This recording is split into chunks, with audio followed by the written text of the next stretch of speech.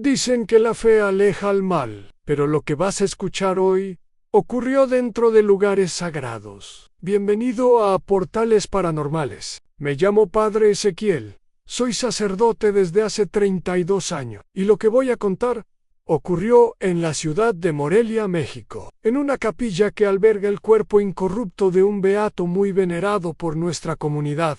Esta historia no se remonta a muchos años atrás. Fue reciente.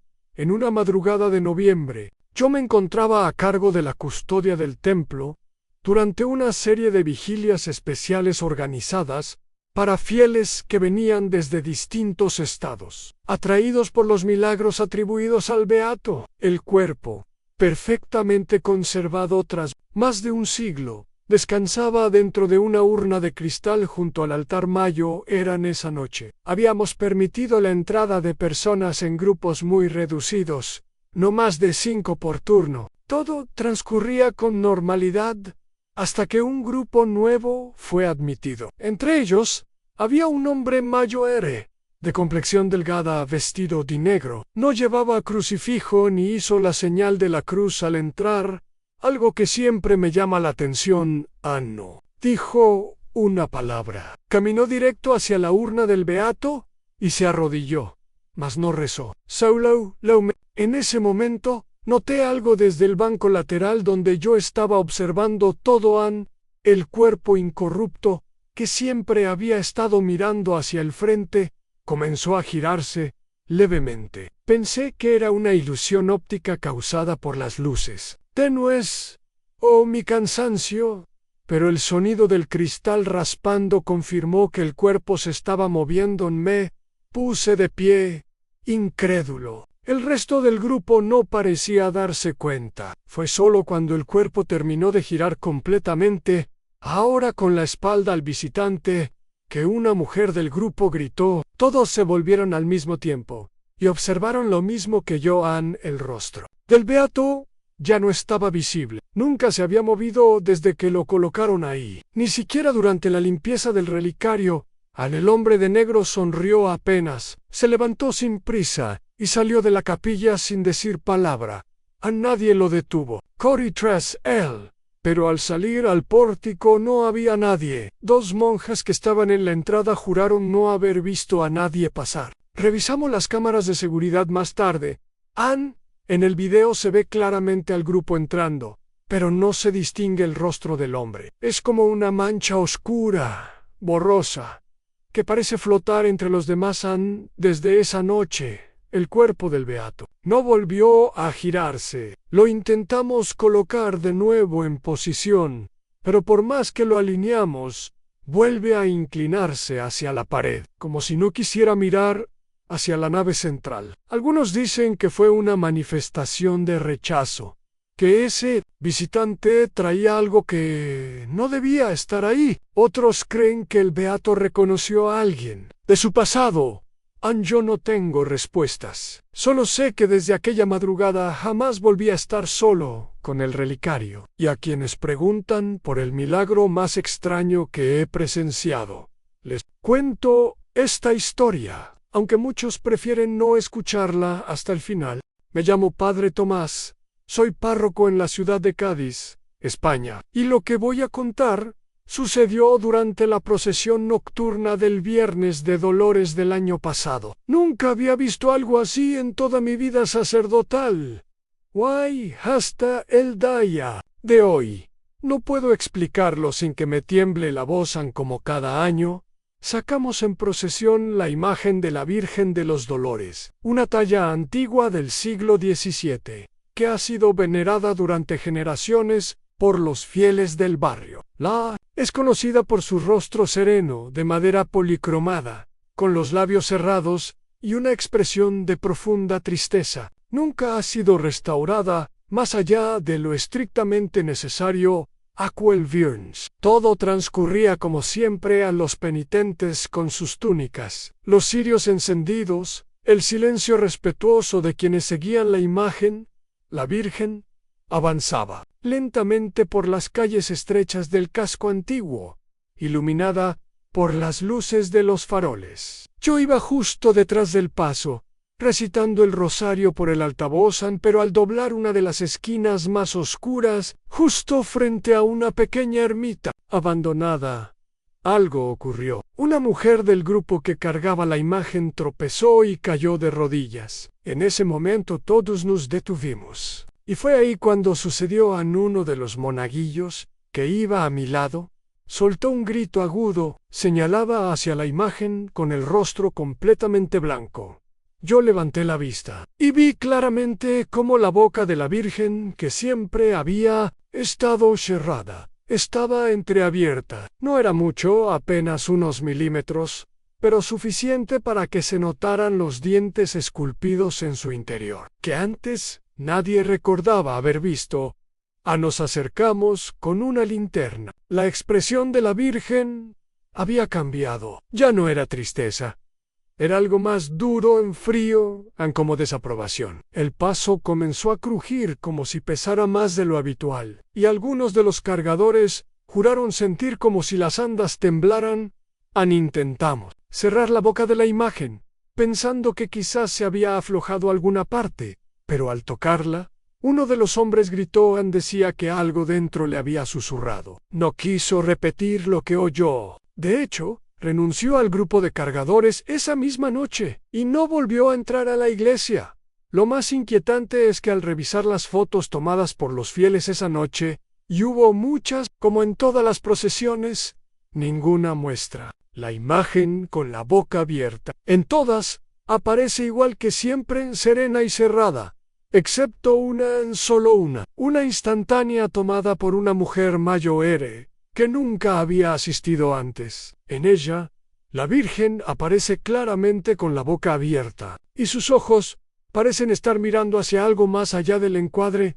No volvimos a pasar por esa esquina desde entonces, y la imagen, desde aquella noche, se cubre completamente con un velo negro cuando sale. Algunos dicen que fue una advertencia, otros que fue una manifestación divina, pero nadie ha querido volver a mirar dentro de la boca de esa Virgen, y yo rezo cada noche para no volver a verla moverse. Me llamo hermana Clara, soy monja benedictina desde hace más de 30 años, y lo que voy a contar ocurrió en un convento rural del estado de Kansas, en Estados Unidos. Vivimos apartadas del mundo, en una rutina de oración, silencio y recogimiento. Pero hubo una época en la que el silencio fue roto por algo que ninguna de nosotras pudo explicar. Todo comenzó en una madrugada helada de diciembre. Alrededor de las 3:20 de la mañana, la hermana Eliza llamó a la puerta de mi celda completamente alterada. Me dijo que había escuchado pasos en el campanario. No era el viento, ni un animal, me aseguraba. Eran pasos humanos, lentos, como si alguien caminara de un lado al otro. Subí con ella hasta el último piso. La puerta que conduce al campanario estaba cerrada con llave, y yo era la única que tenía acceso. No había nadie. El interior estaba oscuro y frío, como de costumbre, pero en el aire se sentía algo denso, algo que no supe describir en ese momento. En esa misma noche, otras 2 hermanas aseguraron haber escuchado lo mismo. Decían que los pasos parecían repetirse siempre a la misma hora, justo antes del rezo de maitines, como si alguien caminara en círculos allá arriba, mientras todas dormíamos. A la tercera noche, los sonidos fueron tan claros que incluso se escucharon desde el refectorio. Era el crujido de la madera vieja, pisadas firmes. Reuní el valor y subí sola con una linterna y el rosario en mano. Abrí la puerta lentamente, y al hacerlo, sentí un olor fuerte a cera quemada. Era imposible que alguien hubiera estado allí, pero el aire estaba tibio, como si una presencia acabara de irse. Me adentré con cautela. Todo parecía vacío, pero al girarme para salir, escuché un paso justo detrás de mí. Cuando me volví, no había nadie, solo sombras. Al día siguiente, una de las novicias tuvo una crisis nerviosa. Decía que había visto una figura parada afuera de su ventana durante la noche. Lo más perturbador es que su celda está en el 3er piso, y la única forma de ver su ventana desde ese ángulo Es desde el campanario mandamos llamar a un sacerdote de confianza.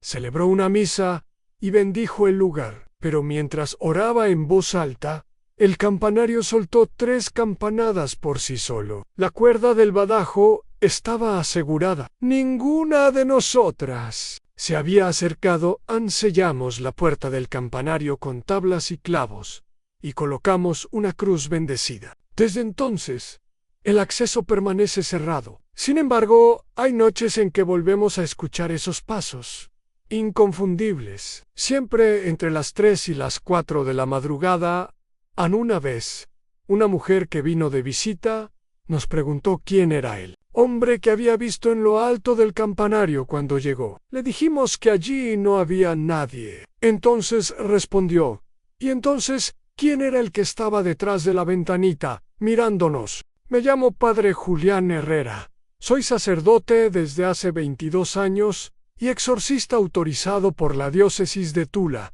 en el estado de Hidalgo, México. Lo que viví una noche de abril del 2016 es algo que sigo sin poder comprender del todo. Y lo digo yo, que he estado presente en más de 30 rituales de liberaciones. Caso en particular involucraba a un joven de 26 años, llamado Elías. Su madre, muy devota, había acudido desesperada al obispado tras semanas de comportamiento errático.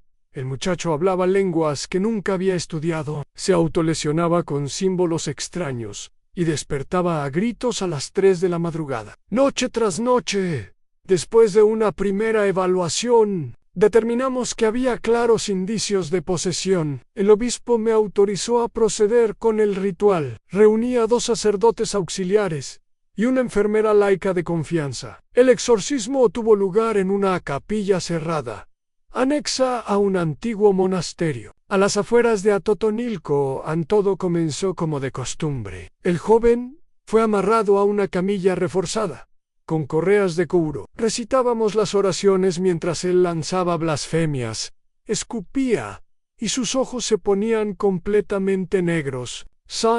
La sala tenía un frío antinatural, aunque afuera el clima era cálido. Llevábamos casi 2 horas de oración, cuando ocurrió lo que hasta hoy me pone los pelos de punta. Un grito seco vino del pasillo exterior. La enfermera fue a ver y regresó, pálida, balbuceando: Hay otro. En la sala de espera. Pensamos que se refería a un familiar de Elías, pero cuando salimos, encontramos a un hombre que nadie conocía, de rodillas, temblando, con la cabeza inclinada hacia el suelo. Vestía una camisa blanca ensangrentada y repetía la misma frase una y otra vez, con voz rasposa. Yo no lo llamé. Él vino solo. Intentamos levantarlo, pero se resistía con una fuerza descomunal. De pronto, giró el rostro hacia mí. Sus ojos eran exactamente iguales a los de Elías, completamente negros, como pozos. Lo que dijo después me paralizó. No deberías haber empezado, padre. Ahora somos 2. Volví corriendo a la capilla, y Elías estaba inconsciente. Respiraba con dificultad, pero el demonio, si es que era uno, ya no se manifestaba. En él parecía vacío, pero el hombre que apareció de la nada no cesaba de gritar, golpeándose la cabeza contra el piso. Cuando por fin logramos contenerlo, nos dimos cuenta de algo imposible. Tenía cicatrices idénticas a las que Elías había mostrado en sesiones anteriores, marcas en forma de cruces invertidas sobre el pecho, que nadie había podido explicar. Intentamos averiguar su identidad. Nadie sabía quién era. No portaba documentos. Nunca lo habíamos visto en el pueblo. Y lo más perturbador, cuando fuimos a revisar las cámaras de seguridad de la entrada del monasterio, no había registro de que alguien hubiera entrado en Elías. Fue dado de alta días después, aparentemente libre del mal. Pero el otro sigue recluido en una institución psiquiátrica, sin nombre, sin familia, sin recuerdos. Cuando lo visité meses después, me miró a los ojos y dijo: yo solo era el hueco que faltaba. Hasta hoy, nadie sabe quién o qué trajo a ese hombre hasta nosotros. Pero estoy convencido de que algo fue liberado aquella noche. Y no en el sentido que esperábamos. Me llamo Padre Eusebio Márquez, llevo 40 años al servicio de la iglesia. Y desde hace 17 soy párroco en una pequeña comunidad rural, en las afueras de Huelva, en Andalucía, España. Lo que voy a relatar no es un rumor ni una leyenda. Es algo que presencié con mis propios ojos, algo que nunca debió haber sucedido en un lugar sagrado. Fue en el otoño de 2014. Era un domingo normal, uno de esos en los que apenas asisten unas pocas familias fieles. Ese día, sin embargo, noté algo extraño desde el primer momento. Un silencio demasiado denso durante la misa, como si el aire dentro de la iglesia pesara más de lo habitual. La misa transcurrió con normalidad hasta el momento del ofertorio. Cuando me acerqué al altar para preparar la Eucaristía, encontré un sobre negro encima del corporal. No lo había visto antes, y juro por todo lo sagrado que yo mismo preparé el altar esa mañana. Pensé que alguien lo habría dejado como petición, aunque nunca usamos sobres así. Lo abrí, y dentro había una hoja doblada en 4, escrita a mano con tinta roja. El mensaje era breve, directo y sin firma. Mañana a las 5:16 de la tarde, morirá alguien que estuvo hoy aquí. Sentí un escalofrío en la espalda. Miré alrededor intentando disimular la inquietud. La misa continuó, aunque me costó concentrarme en cada palabra. Después de la bendición final, llamé a los encargados de seguridad y revisamos las cámaras. El altar había estado vacío hasta el momento exacto en que me acerqué. Nadie lo había tocado. Nadie se aproximó. Era como si la carta simplemente hubiera aparecido. Guardé el sobre en la sacristía y esa noche no pude dormir. A las 5:15 del día siguiente estaba en oración cuando el teléfono de la parroquia sonó. Era Ana, una feligresa habitual. Su voz temblaba. Padre, mi marido, Tomás, cayó muerto en el comedor. Eran las 5:15, y no sé por qué lo estoy llamando justo ahora, solo sentí que debía hacerlo. Tomás había estado en la misa, sentado en la tercera fila, como siempre. Saludó a todos, se confesó la semana anterior, no tenía problemas de salud conocidos. Intenté calmarla como pude, aunque por dentro sentía que algo mucho más oscuro estaba en marcha. Pensé que sería un caso aislado, pero no fue así. 3 semanas después, un nuevo sobre apareció. Misma tinta, mismo mensaje, solo que con una hora distinta. Las 10:03. De nuevo, la muerte ocurrió. Esta vez, fue una anciana de la comunidad, muy querida. Nadie la vio acercarse al altar. Nadie entendía cómo las cartas llegaban allí a la tercera vez que ocurrió. Ya nadie lo ponía en duda. El miedo se apoderó de la comunidad. La iglesia, que antes era un refugio, se volvió un lugar que algunos empezaron a evitar. Yo intenté denunciarlo al obispado. Envié las cartas. Pedí que se investigara, pero todo fue silenciado. Me dijeron que debíamos mantener la fe y no sembrar histeria, que tal vez yo estaba sugestionado, pero sé lo que vi, sé lo que leí, y sé lo que ocurrió después de cada visión hasta el día de hoy. Conservo una de esas cartas en un cajón cerrado con llave. A veces, cuando el silencio se vuelve muy denso en la iglesia, temo volver a verla sobre el altar. Me llamo Padre Luis Herrera. Sirvo como párroco en una misión católica en las montañas de Colorado, Estados Unidos. Llevo más de 30 años dedicado al servicio pastoral, pero hay cosas que ni los años, ni los estudios, ni la oración pueden explicar. Lo que viví en el verano de 2009 sigue atormentando mi conciencia, porque fue el primer y único bautismo tras el cual sentí que no habíamos salvado una alma, sino que habíamos despertado algo más. La niña se llamaba Sofía. Tenía apenas 6 meses cuando sus padres, recién llegados de Nuevo México, solicitaron el sacramento. Se trataba de una familia muy devota, mexicanos, humildes e amables.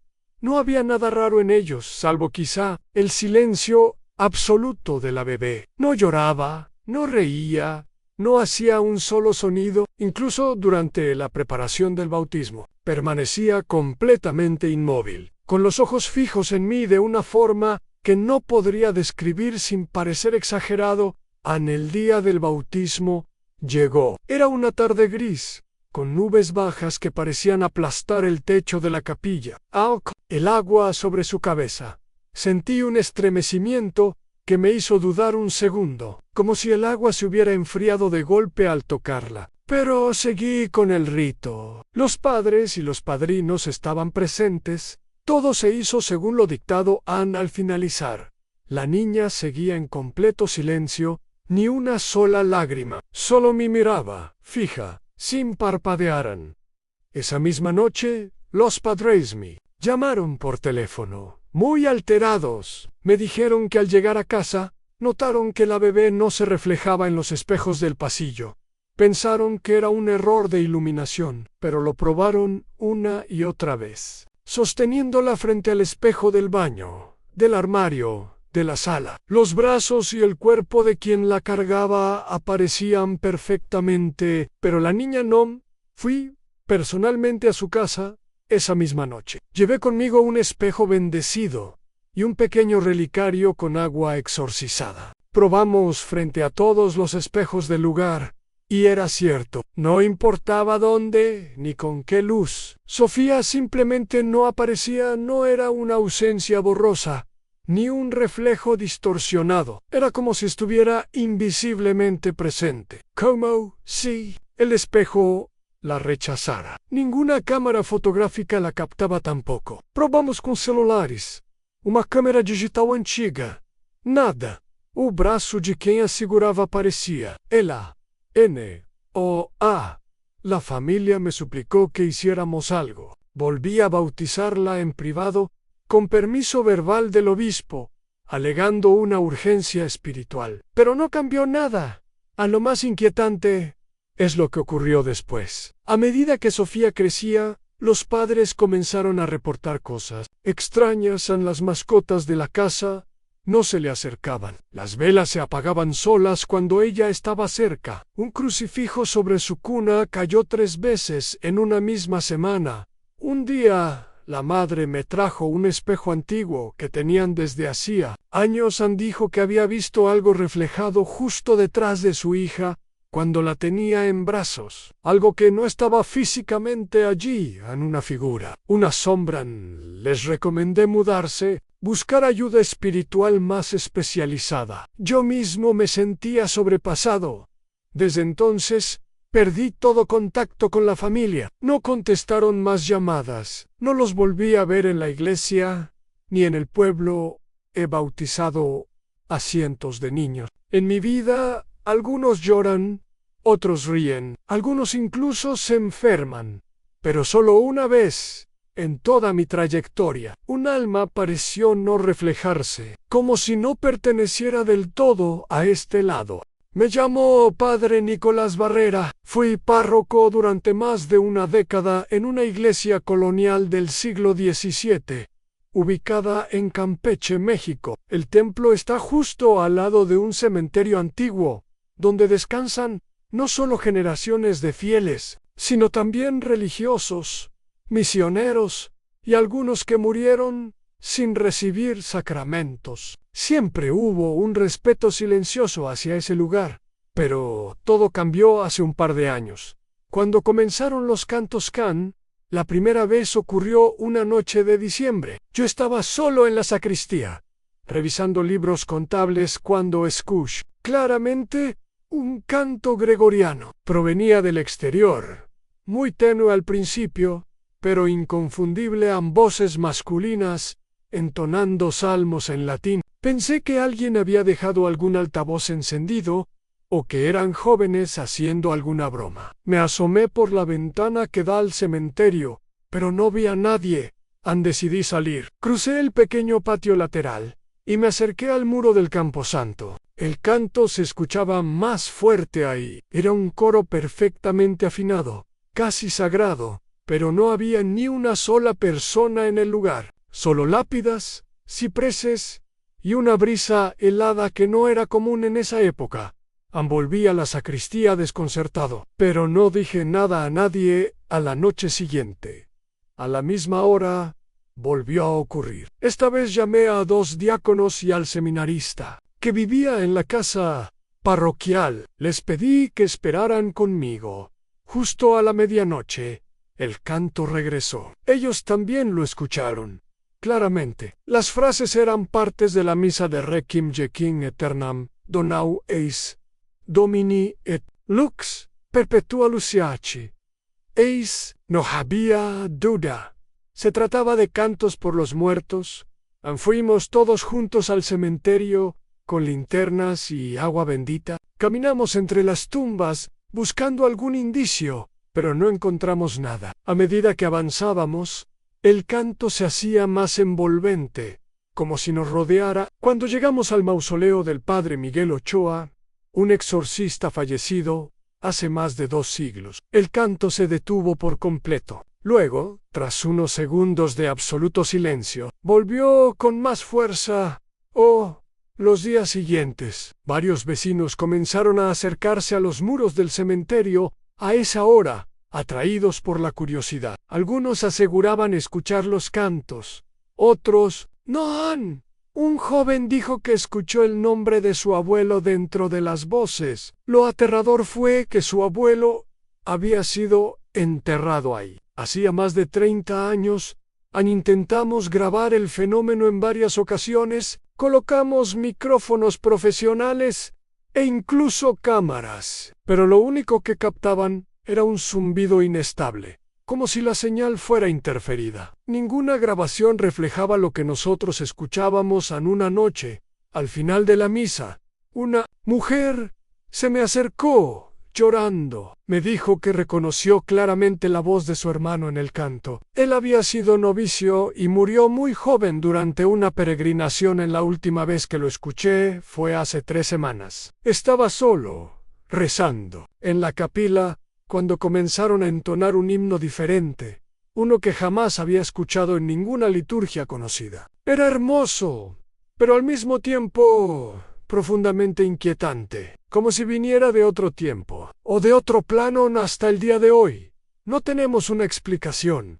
Algunos dicen que es un llamado, otros creen que es una advertencia. Yo solo sé una cosa: ese canto no pertenece a este mundo. Me llamo Padre Julián Herrera. Sirvo como párroco en una iglesia del centro histórico de Valencia, España, una de las más antiguas de la ciudad. Lo que voy a contar ocurrió hace 4 años, durante la misa del domingo de Pascua. Vieron más de 50 personas conmigo, y hasta el día de hoy nadie ha logrado explicarlo. El crucifijo del altar mayor era una pieza barroca del siglo XVIII, una imagen imponente de Cristo tallada en madera oscura, con detalles tan realistas que muchos fieles solían quedarse mirándola en silencio después de misa. Era una figura que transmitía sufrimiento, pero también paz. Siempre fue un símbolo central de nuestra comunidad en ese día.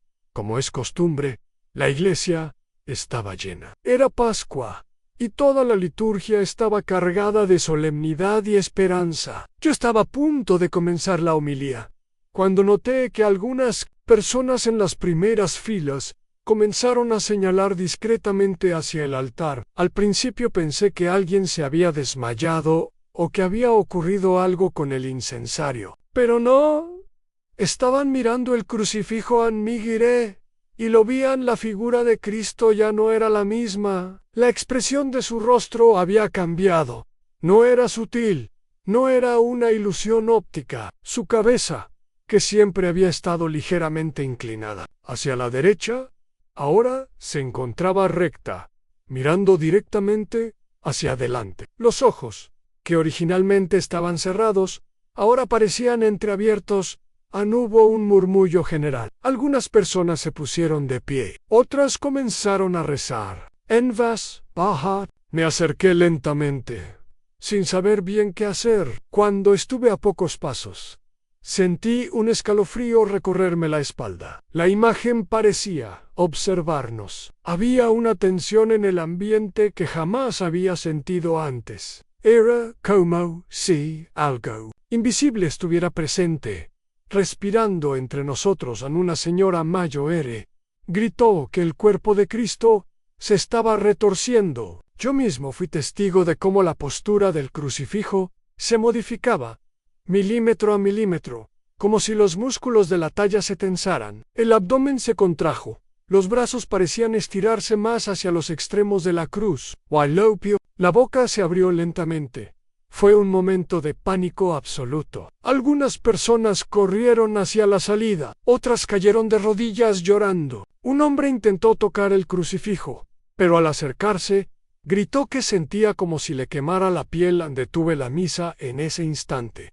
Apagué los cirios y recité una oración de protección. Luego pedí a los feligreses que salieran en calma, aunque nadie estaba tranquilo. Cerramos la iglesia por el resto del día. En esa misma noche, con 2 monaguillos y el sacristán, bajamos el crucifijo del altar, lo envolvimos en un paño blanco y lo llevamos a la sacristía. Revisamos cada centímetro. Estaba fría al tacto, más de lo normal. La madera, que siempre había sido sólida, presentaba ahora una textura rugosa, casi como carne reseca. Llamamos a un restaurador de arte sacro. Al día siguiente, tras examinarla, dijo que nunca había visto una imagen que cambiara de expresión con tanta claridad. Fotografías antiguas confirmaban que el rostro era distinto. Los ojos estaban cerrados y la boca firmemente sellada. No había explicación física ni lógica. Desde entonces, el crucifijo fue retirado del altar. Está guardado en una urna sellada en la sacristía y solo unos pocos tienen acceso. Yo no volví a mirarlo de cerca, porque sé lo que vi ese día. Y sé que no fue un milagro, fue una manifestación de que todavía no lo sé. Me llamo Padre Esteban Morales. Llevo más de 30 años como sacerdote, y desde hace 12 soy párroco de una iglesia antigua en las afueras de Asheville, en Carolina del Norte, a una construcción modesta pero muy querida por la comunidad hispana local. Lo que sucedió hace poco más de un año aún me cuesta contarlo, porque involucra a uno de los niños más cercanos a mí, y algo que habita en este templo desde mucho antes que nosotros llegáramos. El monaguillo se llama Samuel. Tenía 10 años cuando todo comenzó. Era callado, serio para su edad y extremadamente respetuoso. Venía con su abuela a todas las misas. Desde pequeño mostró mucho interés en ayudar durante la liturgia. Yo mismo lo enseñé a preparar el altar, cuidar los cálices y aprender los nombres de cada objeto sagrado. Siempre estaba dispuesto. Una tarde, después de la misa de jueves, lo encontré parado frente a una de las puertas que dan al sótano de la iglesia. Es una zona que permanece cerrada, llena de archivos antiguos e instrumentos olvidados. Cuando le pregunté qué hacía ahí, me respondió algo que no supe cómo procesar. Estoy esperando que salga el señor que cuida la iglesia por dentro.